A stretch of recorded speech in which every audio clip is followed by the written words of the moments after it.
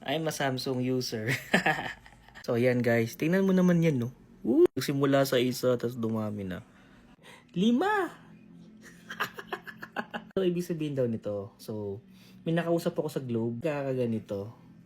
So, ang meaning daw niyan is, pag nag-update daw si Samsung ng mga phone, nag-overheat siya. Nung nangyari sa akin, nung nag-update siya ng gabi, automatic update, bigla siya nag-overheat.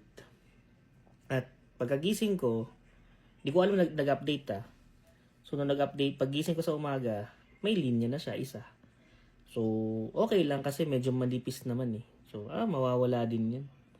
So, habang tumatagal, dumadaming linya. Anyway, balik nga tayo dun sa sabi ng taga-Globe. Nag-overheat siya, nasusunog daw yung sa loob ng OLED. Kasi OLED to eh, Samsung is OLED. AMOLED pala, AMOLED. So, nagkaka-problem yung chip niya, itong OLED na to ng Samsung. So, hindi siya well-made unlike ng ibang brands na kagaya ng Xiaomi, Honor, Realme. So, mas madaming report at nababasa ko sa online at sa forums ng Samsung na madaming may ganito. I'm sure may nakaka-relate dito. Sino dyan? Comment down below. Thank you for watching. Follow for more videos like this.